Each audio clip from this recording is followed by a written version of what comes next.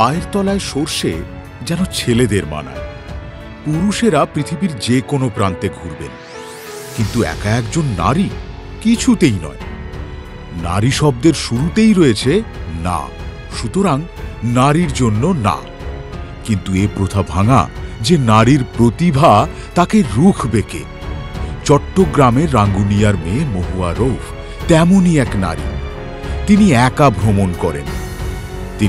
ভ্রমণ করেন যেখানে নারী স্বাধীনতা, দুঃসাহস, আবিষ্কারের আনন্দ এবং একাকিত্বের গল্প মিলেমিশে যায়। তিনি কোথা থেকে পেলেন এ সাহসের প্রেরণা? বাংলা সাহিত্যের তো বহু বহু মানুষের লেখা পড়েছি, কিন্তু আধুনিক বাংলা সাহিত্যের যে লেখকের কথা না বললেই নয় সেটি হচ্ছে হুমায়ুন আজাদ। আমার কাছে মনে হয়েছে যে যেভাবে করে সমাজের ভণ্ডামি, রাষ্ট্রের দমন নিপীড়ন, নারী স্বাধীনতা, নারীর জটিল মনস্তত্ত্ব, এই বিষয়গুলো তিনি যেভাবে করে বাংলা সাহিত্যে তুলে এনেছেন, সেটি গদ্যের মধ্যে হোক, কিংবা সেটি উপন্যাসের মধ্যে হোক, কিংবা সেটি তার কবিতার মধ্য দিয়ে হোক, এত বড় একজন মানুষ, আমি মনে করি তার উঠান দিয়ে তিনি যা বিছিয়ে রেখেছেন, বাঙালি মাত্রেই সেখানে যাতায়াতের প্রয়োজন আছে। এবং সেই বাঙালি যদি হয় নারী, তাহলে তো তার জন্য একটি ফরজ আমি মনে করব। মহুয়া একা একা ঘুরে বেড়িয়েছেন ইউরোপ, উত্তর ও দক্ষিণ আমেরিকার বিস্তীর্ণ ভূখণ্ডে। এমনিতেই একা নারী তিনি, তার উপর সবুজ পাসপোর্ট। এই দুই বাধার বাঁধ কিভাবে ভেঙেছেন তিনি? সবুজ পাসপোর্টের আসলে সত্যি সত্যি এক ধরনের বিড়ম্বনা আছে। এবং এই যে আমরা সবুজের অহংকারের কথা বলি, কোনো দূতাবাসের সামনে গিয়ে দাঁড়ালে কিংবা ইমিগ্রেশনের সামনে গিয়ে দাঁড়ালে সত্যি সত্যি অত্যন্ত আশাহত করে এই সবুজ রং। তখন আর এই যে সবুজের অহংকার, এটা ধীরে ধীরে ম্লান হয়ে আসতে থাকে। যদিও আমি নানাভাবে ভিসা ব্যবস্থা করেছি, তারপর আমি আমার গন্তব্যে পৌঁছে গেছি, কিন্তু এর পেছনের গল্পগুলো কিন্তু অত্যন্ত করুণ। ছোট একটা উদাহরণ দিই, আমি নিকারাগুয়া গিয়েছিলাম, এবং আমি যখন নিকারাগুয়া যাই তখন কিন্তু আমি ইউরোপের একটি বিশ্ববিদ্যালয়ের ছাত্রী, এবং ইউরোপের ওই বিশ্ববিদ্যালয় কিন্তু আমার ভিসা ব্যবস্থা করে দিয়েছে। আমি তথ্য দিয়ে রাখি আপনাদেরকে, নিকারাগুয়া লেখা আছে অন অ্যারাইভেল, সবুজ পাসপোর্ট, বাংলাদেশি পাসপোর্টের জন্য। তারপরেও আমি ব্রাসেলসের যে তাদের দূতাবাস আছে সেখান থেকে ওই যে বিশ্ববিদ্যালয়ে আমি পড়তাম, সেই বিশ্ববিদ্যালয় কর্তৃপক্ষ আমাকে ভিসার ব্যবস্থা করে দিয়েছিল। সেই ভিসা নিয়ে আমি নিকারাগুয়া গিয়েছি। আমাকে 50 মিনিট দাঁড় করিয়ে রেখেছিল ইমিগ্রেশনে, এবং সেটি এত অমর্যাদার সাথে যে ধরেন 200 যাত্রী নেমেছে প্লেন থেকে, তারা সবাই লাইন ধরে দাঁড়িয়েছে, আমাকে বলছে তুমি আলাদা করে অমুক জায়গায় গিয়ে দাঁড়াও। এবং আমি দেখতে পাচ্ছি যে প্রত্যেকটা যাত্রী ইমিগ্রেশন ক্রস করে চলে যাচ্ছে, এবং আমি ইমিগ্রেশনের এক কর্নারে আমি দাঁড়িয়ে আছি। হ্যাঁ, এই যে অসম্মান, মনে হচ্ছে আমি এক বিশাল অপরাধ করে ফেলেছি। যদিও তারা 50-55 মিনিট বা গড়ে 1 ঘন্টা পরে তারা আমাকে ভিসা দিয়েছে, কিন্তু যেই 50টা মিনিট যে একটা কি বলবো, একটা অসুস্থ একটা সময় আমি পার করেছি, আমি এখনো পর্যন্ত কিন্তু সেটি ভুলতে পারি না। বিধায় আমি বলবো, রাষ্ট্র হিসেবে এই বিশ্বে আমরা কতটা ভালো পারফর্ম করছি তার উপরে নির্ভর করে আমাদের এই পাসপোর্টের মান বা মূল্য। অর্ধ শতাব্দী আগেও আন্টার্কটিকায় নারীর প্রবেশ ছিল নিষিদ্ধ। সেই নারী নিষিদ্ধ ভূমিতে বাংলাদেশের মেয়ে হয়ে আন্টার্কটিকায় প্রথম বরফের স্তূপে পা রাখার মুহূর্তটা কেমন ছিল তার?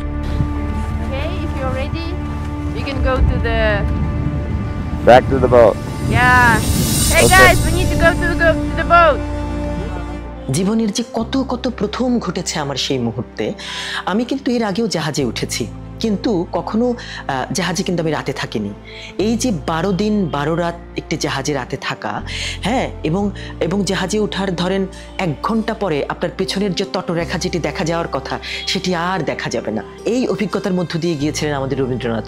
এবং আমাদের রবীন্দ্রনাথ যখন যাচ্ছিলেন ইউরোপ, প্রথম তার খুব কম বয়সে, সম্ভবত সেটি 19 বছর বয়স, এবং জাহাজ ছেড়ে দেওয়ার পরে যখন পেছনের তটরেখা হারিয়ে যাচ্ছে, সেখান থেকে আরও সামনের দিকে আমরা এগিয়ে যাচ্ছি, এবং চারিদিকে কেবল পানি আর পানি। এর কয়েক ঘন্টা পরে যখন রাত হবে, রাতে আমাদের জাহাজ এমন একটি সরু সমুদ্রের মধ্যে গিয়ে পড়লো যেটিকে বলা হয় ড্র্যাক প্যাসেজ। অর্থাৎ একদিকে হচ্ছে আটলান্টিক, একদিকে হচ্ছে প্রশান্ত মহাসাগর। এই 2 মহাসাগরের মাঝখানে 2 মহাসাগরের পানি এসে একটি সরু সমুদ্র তৈরি হয়েছে। যেহেতু এই সমুদ্রটা সরু, যার কারণে এর ঢেউ হয় অনেক উঁচুতে। এবং এই সময় জাহাজ এত দোলে যে অভিযাত্রীরা অনেক অসুস্থ হয়েছে এবং আমি অনেক বেশি অসুস্থ হয়েছি। আমি বলতে চাচ্ছি যে এটিও তো আমার জীবনে প্রথম। ওই যখন উলটপালট হচ্ছে তখন আমি সেই অসুস্থতার কথা আর বলতে চাইছি না।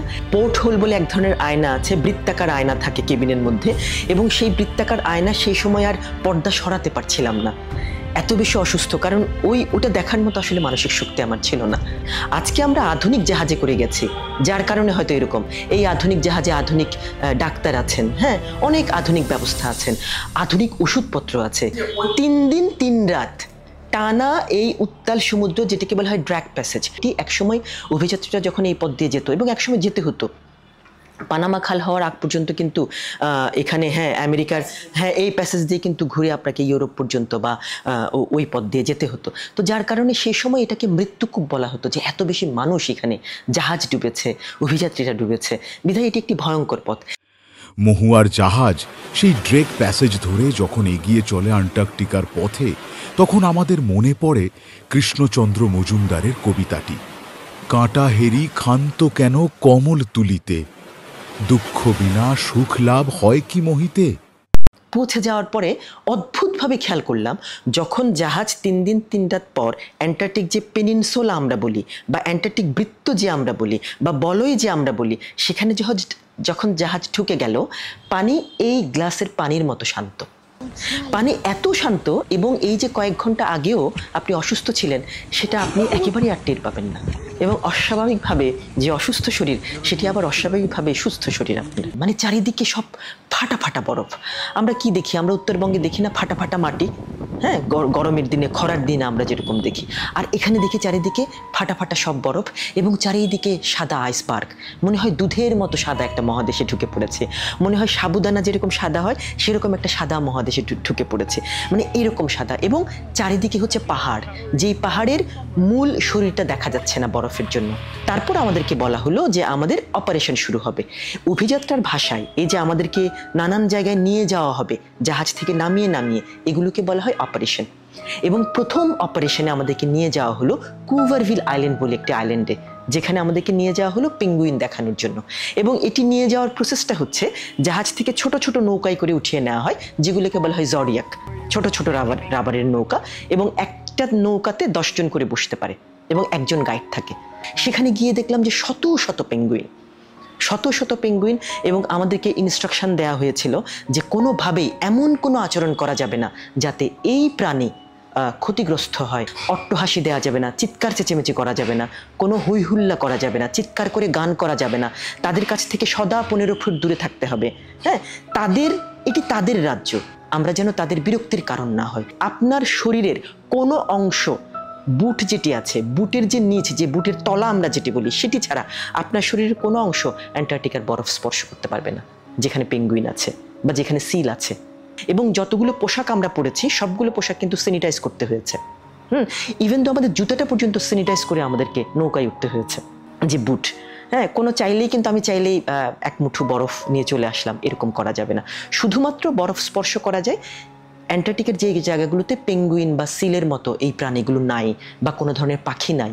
যেই পরিমাণ উচ্ছ্বাস বা যেই পরিমাণ কি বলবো, অ্যাডভেঞ্চার আপনার মনের ভেতর, হ্যাঁ, এই যে আপনি একটা হিম পানির উপর দিয়ে জডিয়াকে করে যাচ্ছেন, এই যে আপনার 1 হাত ব্যবধানে আপনি তিমি দেখছেন, এই যে আপনি 2-3 হাত ব্যবধানে আপনি আইসবার্গ দেখছেন, ওই মুহূর্তে ঠান্ডাটা আপনার মাথাতেই থাকে না।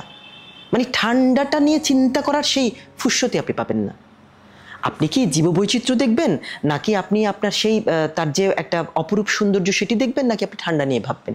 আমি অন্তত জাহাজ থেকে বের হওয়ার পরে আমার মনে পড়ে না যে আমাকে ঠান্ডা নিয়ে ভাবতে হয়েছে।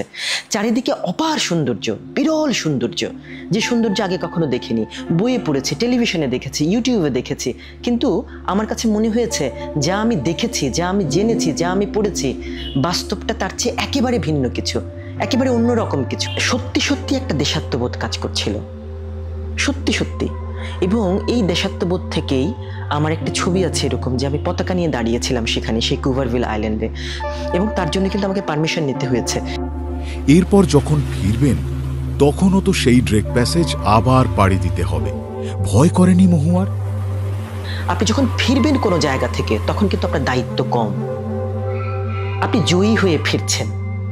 আপনি ফিরছেন মানে ওই যে একটা বুকের ভেতরে একটা জয়ী হওয়ার যে একটা শক্তি, আপনি ওটা নিয়ে ফিরছেন। নারীর অভিযাত্রা কতটা কঠিন ছিল, কতটা দুরূহ ছিল, এই গল্পটি আসলে আমি মানুষকে জানাতে চাই। হ্যাঁ, আমি যদি বলি অবাক হয়ে যাবেন, এই মহাদেশটা ছিল একটা নির্দিষ্ট সময় পর্যন্ত পুরুষের মহাদেশ। পুরুষরা চাইনি এখানে কোনো নারী যাক, এবং পুরুষরা তাকে বলা হতো পুরুষের একমাত্র ক্লাব পৃথিবীতে যেখানে নারী যেতে পারবে না, এবং পুরুষরা মনেই করতো অ্যান্টার্কটিকার আবহাওয়া নারীর জন্য উপযোগী নয়।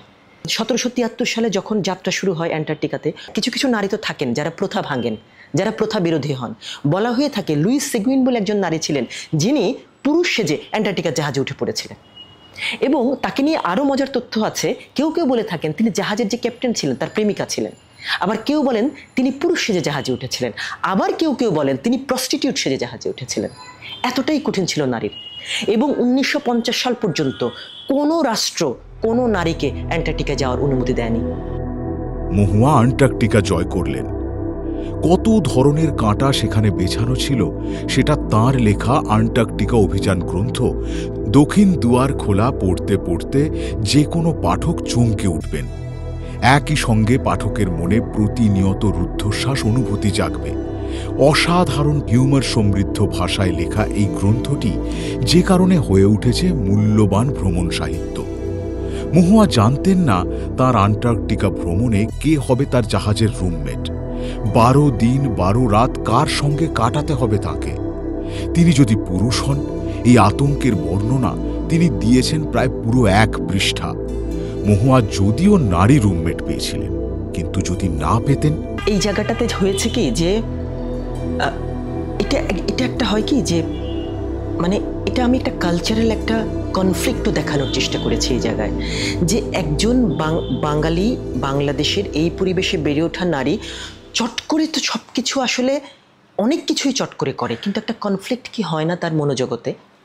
আমি কিন্তু মনোজগতের সেই দ্বন্দ্ব, সেই কনফ্লিক্ট, এটিও কিন্তু ব্যাখ্যা করার চেষ্টা করেছি এই জায়গাটাতে, যে কে হবে, মানে এখানে যেহেতু 12টা দিন 12টা রাত, হ্যাঁ, একটি কেবিনে থাকার একটি ব্যাপার আছে, যে সত্যি সত্যিই কিন্তু আমার মনোজগতে একটু দ্বিধা কাজ করছিল, এবং আমার কাছে মনে হয়েছে প্রচ্ছন্নভাবেই আমার সাহিত্যে এটি রাখার জায়গা রাখা জরুরি, বা এটি রাখা জরুরি, যে এই যে নারীর মনোজগতে একটা একটা সংঘাত হয়, সংস্কার মুক্ত মানুষ হওয়ার চেষ্টা করতে থাকে, এটা তো হুট করে হয় না। তার নিজের সাথে নিজের কিন্তু এক ধরনের বোঝাপড়া, সমাজের সাথে তার বোঝাপড়া, তার পারিপার্শ্বিক সম্পর্কের সাথে বোঝাপড়া, কিন্তু এই বোঝাপড়া চলতে থাকে।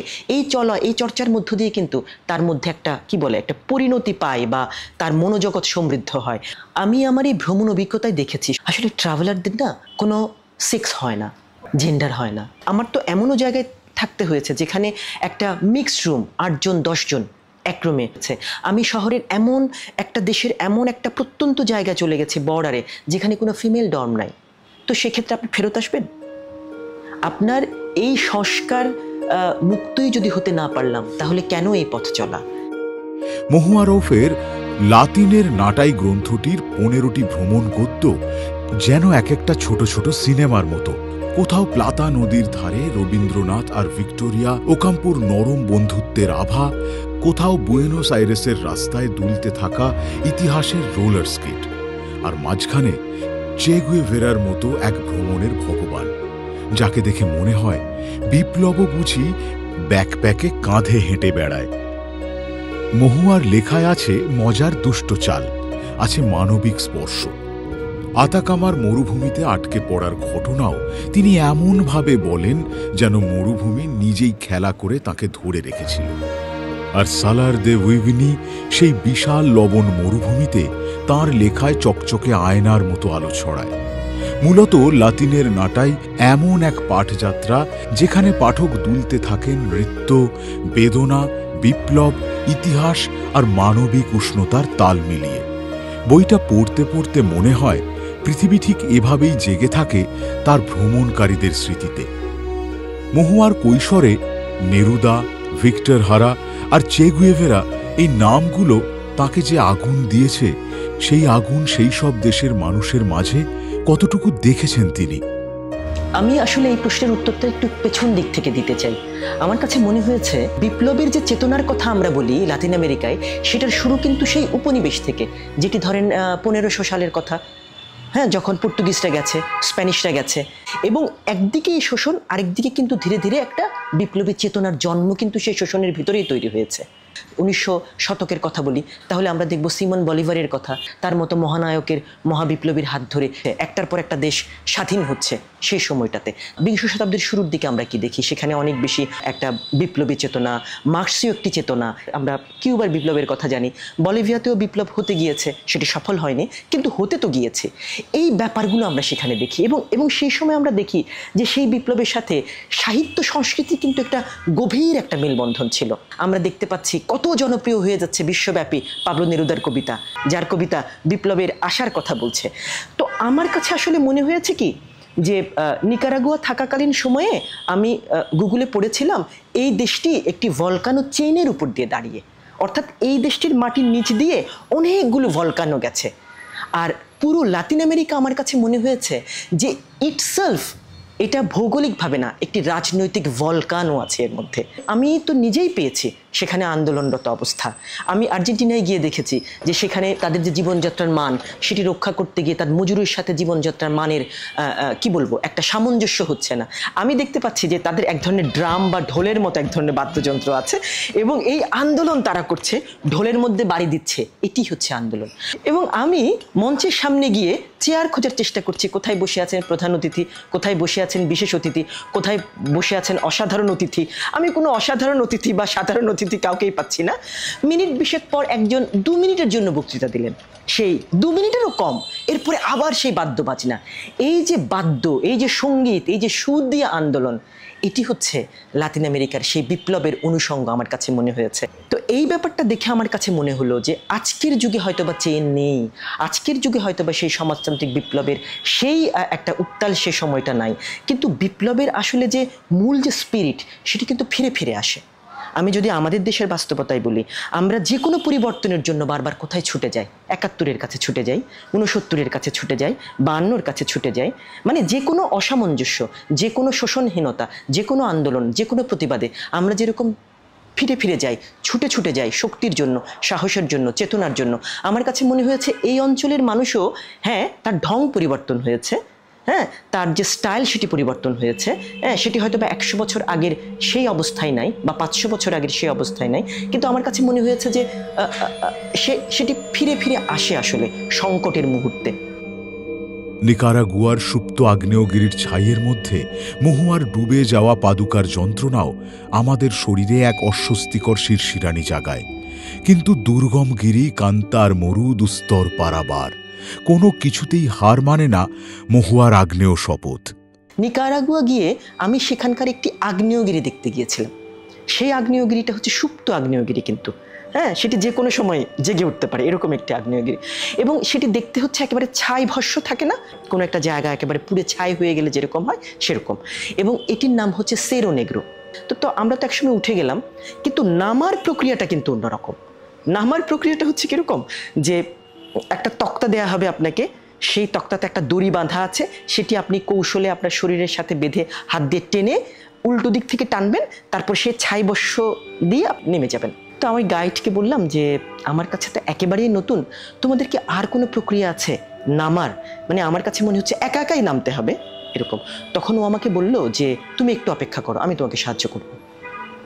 একসময় সবাই নেমে গেল, যত অভিযাত্রী ছিল সেখানে, তো শুধু আমাদের টিম না, আরও অনেক টিমের অনেকেই গেছে, ধরেন শখানিক মানুষ, সবাই নেমে গেল। পুরো সেরো নেগ্রোর চূড়ায় মাত্র 2 জন মানুষ, একজন হচ্ছে আমি এবং আরেকজন হচ্ছে গাইড আমাকে বলল যে আমরা হেঁটে হেঁটে নামবো উপর থেকে, তুমি এরকম করে কদম ফেলবে, তারপর আরেকটা কদম ফেলবে, আমি তোমার হাত ধরে রাখবো, পড়ে যাওয়ার কোনো সম্ভাবনা নাই। আমি যখন একটা কদম দেই নামার জন্য, আমার হাঁটু পর্যন্ত ডেবে যায়, তার মধ্যে হাঁটু পর্যন্ত ডেবে যায়, আমি ব্যালেন্স রাখতে পারি না, কিন্তু ভালো যে একজন আমার হাত ধরে আছে, সেই পা তুলে আরেকটা কদম ফেলি। এরকম 2-3টে কদম দেওয়ার সাথে সাথে এক পাটি জুতা ওই ছাই ভস্যের ভেতরেই রয়ে গেল। একটা জুতা যখন ছাই ভস্যের ভেতরে রয়ে গেল, সমস্যা যেটা হলো, এটাতে তো সূর্যের আলো পড়তে পড়তে মানে খুব গরম, একে তো আগ্নেয়গিরির নিজস্ব একটা তাপ তো আছে, তার উপর এই সময়টা হচ্ছে দুপুরবেলা বা দুপুরের একটু পরপর এরকম একটা সময় যে আরও তপ্ত এই পাহাড়টা, যদি পাহাড়ই বলি এই আগ্নেয়গিরিকে। তারপর ওই গরমের মধ্যেই আমাকে এক পাটি জুতা আমার এক পায়ে আছে এবং আরেক পায়ে আমার কিচ্ছু নাই। হ্যাঁ, এই করে করে ও আমার এই হাতটা ধরেছিল এবং আমি ওরকম কদম ফেলে ফেলে হেঁটেছি। হেঁটে আমি একেবারে এটার পাদদেশে নেমে গেছি। এবং বারবার যে কথাটা আমি বলতে চাই সেটা হচ্ছে কি, আমার এই যে অভিজ্ঞতা এটা কিন্তু আমি সেধে নিয়েছি। যদি এটিকে বিষপান বলেন, আমি জেনে শুনে বিষপান করেছি, আমি কার কাছে এই দায় দিব? সম্প্রতি মহুয়া তার দুঃসাহসিক অভিযানের পালকে যুক্ত করেছেন অ্যামাজন বন। এই ভয়ঙ্কর বন, জল, কাদা, অদৃশ্য বিপদ আর গভীর শব্দের রাত। কখনো কি মহুয়ার মনে হয়েছে প্রকৃতি তার পরীক্ষা নিচ্ছে? আমার কাছে না বারবার মনে হয়েছে প্রকৃতি আমার পরীক্ষা নেয়। কেন বারবার মনে হয়েছে আমি বলি, একটা অদ্ভুত ভুল আমি করে ফেলেছিলাম আমার আমাজন ভ্রমণে, এবং আমি আমাজন ভ্রমণটা শেষ করেছি কিন্তু এই জানুয়ারিতে।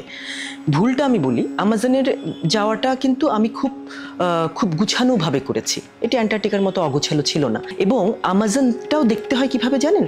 আমাজনের ভিতরে অনেক নদী আছে, নদী ঘুরে ঘুরে, নৌকায় ঘুরে ঘুরে আমাজন বন দেখতে হবে। হ্যাঁ, বনের মাঝখানে কোনো একটা জায়গায় রাত্রি যাপন করতে হবে, কিন্তু আপনি অন্যান্য জায়গায় সেখানে তো কোনো রাস্তা নাই, সেখানে তো কোনো গাড়ির চলার পথ নাই, তো স্বাভাবিক কারণে নৌকাতে করে ঘুরে ঘুরে দেখতে হবে। সেখানে আপনি যা যা দেখবেন তার মধ্যে একটি বিশেষ প্রাণী হচ্ছে কেইমেন। কেইমেন হচ্ছে আমাদের আমাদের আমাদের কুমিরের মতো একটা প্রাণী। কুমির অনেক বড় হয়, কেইমেন তুলনামূলকভাবে একটু ছোট হয়। এবং এই কেইমেন দেখার জন্য আপনাকে যে সময়টা বেছে নিতে হয় সেটি হচ্ছে সন্ধ্যার পর। সন্ধ্যার আগে কেইমেন দেখা যায় না। হ্যাঁ, সন্ধ্যার পর কেইমেনের চোখে হয়, চোখ থেকে একরকম আলো ঠিকরে পড়ে, এবং এই আলো ঠিকরে পড়বে যদি আপনি কোনো টর্চের আলো তার চোখে গিয়ে পড়ে। এবং যখন এই কেইমেন দেখতে যাব, আমি তখন টের পেলাম যে আমি টর্চ আনিনি। এবং এই যে আমার তখন এত অশান্তি হচ্ছে। আমরা 4 জন কি 5 জন ছিলাম একটা নৌকার মধ্যে, আমাদের গাইড ছিল। হ্যাঁ, গাইডের হাতে টর্চ। হ্যাঁ, সে তার টর্চ দিয়ে কিছু কিছু কেইমেন খুঁজে বের করার চেষ্টা করে কিভাবে আমাদেরকে দেখানো যায় এটি। কিন্তু রাতে তো থাকতে হবে আমাকে একটা ঘন গহীন জঙ্গলে, এবং এই জঙ্গল কিন্তু খোলা জঙ্গল। সেখানে তারা বলে, আমরা যেটাকে ঝুলন্ত বিছানা, হ্যাঁ তারা বলে হেইজি, আমরা বলি হেমক। সেখানে আপনাকে খোলা জায়গায়, খোলা জঙ্গলের মধ্যে ঘুমিয়ে থাকতে হবে। এবং এই খোলা জঙ্গলে যখন আপনি ঘুমিয়ে থাকবেন, আপনাকে যখন কোনো কাজে মাঝরাতে উঠে কোনো দিকে যেতে হয়, if you have to pee or you have to poop, তো আপনি কি করবেন? আপনার তো একটা টর্চ লাইট অতি জরুরি। হ্যাঁ, কারণ আপনি টর্চ লাইট ছাড়া তো ওই যেটা হয় যে আমাজনে এমন কিছু প্রাণী আছে যে টর্চ লাইটের আলোতে তার চোখ থেকে এমনভাবে একটা আলো প্রতিফলিত হয় যে আপনি তখন সেই প্রাণীকে দেখতে পারেন, যেটি অন্য কোনো জিনিস দিয়ে আপনার হবে না। কিন্তু আমি কিনা টর্চ লাইট টানতে ভুল করলাম। এই পৃথিবীর মোড়লরা সাম্রাজ্যবাদ কিংবা আধিপত্যবাদ কিভাবে কায়েম করেছে তার স্পষ্ট ভাষ্য আমরা দেখতে পাই মহুয়ার লেখার মধ্যে। যেমন অ্যান্টার্কটিকার কথাও যদি বলি, আমার বইয়ের মধ্যে সেখানে যে আধিপত্যবাদের যে চর্চা হয়েছে, হ্যাঁ দখলদারিত্ব যে হয়েছে, হয়তোবা এরকম একটি জায়গা ঘুরে এসে এই জিনিসটা আমাকে অনেক বেশি তাগাদা দিয়েছে মানুষকে জানানোর। এই যে বিশ্বব্যাপী তো এক ধরনের দখলদারিত্ব বিভিন্ন সময় উপনিবেশ, সেটা তো আমরা জানি। অ্যান্টার্কটিকার মতো জায়গায়ও যে দখলদারিত্ব হয়েছে। অ্যান্টার্কটিকাতে একটা জায়গায় গিয়েছিলাম আমরা, যেটিকে বলা হয় ডিসেপশন আইল্যান্ড। এবং এই ডিসেপশন আইল্যান্ড গিয়ে অদ্ভুতভাবে একটা পাহাড়ের মতো, এবং এই ডিসেপশন আইল্যান্ড হয়েছে একটি আগ্নেয়গিরির অগ্নুৎপাতের ফলে, অর্থাৎ অ্যান্টার্কটিকাতেও আগ্নেয়গিরির অগ্নুৎপাত হয়। সেখানে আমি দেখলাম এমন কিছু কন্টেইনার পড়ে আছে, মরিচা ধরা কন্টেইনার। তখন আসলে আমি জানার চেষ্টা করলাম যে এই কন্টেইনারের মহত্বটা কি, কেন মরিচা ধরা এমন কন্টেইনার এই বিরল মহাদেশে পড়ে আছে। তখন আমি জানতে পারলাম এখানে এমনই আধিপত্য হয়েছে, ব্রিটিশরা সেখানে গেছে, ব্রিটিশরা সেখানে গিয়ে প্রচুর তিমি নিধন করেছে। এবং ব্রিটিশরা যেটি করেছে, তিমির চামড়ার নিচে এক ধরনের তিমির তেল, এটিকে বলা হয় ব্লাবার বলে একটি উপাদান আছে, এবং তারা এই ব্লাবার থেকে তেল আহরণ করতো এবং এটা চড়া দামে, সেই সময় প্রথম বিশ্বযুদ্ধ শেষ, দ্বিতীয় বিশ্বযুদ্ধের একটা ঘটা, এই সময়টাতে যেটা হয়েছে বিশ্বব্যাপী কিন্তু অর্থনীতি অত্যন্ত নাজুক অবস্থায় ছিল। এবং এই সময় ব্রিটিশরা সেখানে জাহাজ নিয়ে গেছে, তারা প্রচুর তিমি নিধন করেছে মানে কি, তারা এই সম্পদ ভোগ করেছে, এখানকার যে প্রাণী জগৎ সেগুলিকে ভোগ করেছে, দখলদারিত্ব বজায় রেখেছে। এবং আরও কি কাণ্ড তারা করেছে, আমি একটা উদাহরণ দিয়ে বলি। যখন এই বিষয়টা তারা তারা ব্যাপক হারে করছিল এবং এই ঘটনাগুলো যখন চারিদিকে ছড়িয়ে পড়ছিল, স্বাভাবিক এই এই এই জিনিসগুলো নরওয়েজিয়ানদের কানে গেছে বা অন্যান্য ইউরোপিয়ানদের কানে গেছে, তখন নরওয়েজিয়ানরা চিন্তা করলো জাহাজ বাণিজ্যে তো আমাদের সুদীর্ঘ ঐতিহ্য আছে, ইতিহাস আছে, আমরা কেন সেখানে যাব না, আমরা কেন এই তেল আহরণ করবো না, তখন তারাও গেল। এভাবে যখন অন্যান্য জাতিগোষ্ঠী জাহাজ নিয়ে সেখানে যাওয়া শুরু করেছে, তখন ব্রিটেন যেটি করলো, একজন শুল্ক কর্মকর্তা নিয়োগ দিল সেই ডিসেপশন আইল্যান্ডে। কেমন হাস্যকর, নিজে নিজের মতো করে নিয়ম তৈরি করছে, কারো তোয়াক্কা না করে। ভূমি তো দখল করেছেই, সেখানকার প্রাণী সম্পদ তো নিধন করছে, নিজের মতো করে আইন তৈরি করেছে, একজন শুল্ক কর্মকর্তা নিয়োগ দিল। এই কর্মকর্তার দায়িত্ব হচ্ছে অন্যরা যখন জাহাজ নিয়ে এখানে আসবে তাকে শুল্ক দিয়ে, ট্যাক্স দিয়ে তবেই তারা তিমি নিধন করতে পারবে। এইভাবে করে এখানে ভোগ হয়েছে, দখলদারিত্ব হয়েছে। লেখক হিসেবে আমার কাছে মনে হয়েছে ইতিহাসের এই অংশগুলো, ইতিহাসের এই আধিপত্যবাদ, ইতিহাসের এই দখলদারিত্ব, এগুলো আজকের জেনারেশনকে জানানোর প্রয়োজন আছে। যার কারণে আসলে আমার একটি ভ্রমণ সাহিত্যেও আমি এই জায়গাটিকে স্থান দেওয়ার চেষ্টা করেছি। মিস মহুয়া, আপনাকে যদি একজন তরুণী জিজ্ঞাসা করে আপুকে দেখে আমিও ভ্রমণে যেতে চাই কিন্তু ভয় লাগে, তাকে আপনি কি বলবেন? কি সাহসের মন্ত্র দেবেন তাকে আপনি? এই ধরনের প্রশ্ন যে আমাকে করেনি নারীরা তা কিন্তু নয়, বিশেষ করে কিশোরীরা কিন্তু আমাকে প্রশ্ন করেছে। আমি জানি না তারা আমার ভাষা বুঝতে পেরেছে কিনা। আমি মোটা দাগে তাদেরকে একটা কথা বলেছি যে নিজেকে কি কখনো ভেবেছো মনে মনে, তোমার ভাবনাই তো আর কেউ আঘাত করে না, যে তুমি যে একটা আলাদা মানুষ, এটি কি তুমি তোমার পরিবারে, তোমার আশেপাশে প্রতিষ্ঠা করার চেষ্টা করেছো? প্রতিদিনের চর্চায় কিন্তু আমি চাইলে এটি প্রতিষ্ঠিত করতে পারি যে আমি একজন আলাদা মানুষ, আমার পছন্দ আলাদা, রুচি আলাদা। এই বোধ যদি নিজের মধ্যে তৈরি করতে পারে, তবে আসলে ভ্রমণ কেন? ভ্রমণ তো আমি মনে করি খুব ছোট কাজ। একজন নারী যে কোনো কাজে সে তার আলাদা একটা জায়গা করে নেয়ার যে সাহস বা যে শক্তি, এই বোধ থেকে কিন্তু তৈরি হয়। এবং আমার পিতা একটি কথা বলেন যে যেখানে যত বেশি প্রতিবন্ধকতা, যেখানে যত বেশি ক্ষরণ, সেখানে তত বেশি সৃষ্টি। ক্ষরণ না থাকলে সৃষ্টি করা যায় না। আপনার চারপাশে সবাই আপনাকে সহযোগিতা করে, কেবল আমরা কি আশা করি, অমুক কেন আমায় সহযোগিতা করলো না, তমুক কেন আমায় সহযোগিতা করলো না। আমরা শুধু সহযোগী খুঁজি। এরকম সহযোগী খোঁজার মানসিকতা থাকলে ভেতরে ক্ষরণ তৈরি হবে না। ভেতরে ক্ষরণ যদি তৈরি না হয়, কোনো কিছু সৃষ্টি হবে না। সে আপনি লেখকই হতে চান, কিংবা সমাজসেবক হতে চান, কিংবা আপনি ভ্রামণিক হতে চান। ভূপর্যটক অনেক বড় একটি অভিধা। প্রিয় মহুয়া রৌফ, আপনি তার যোগ্য ধারক।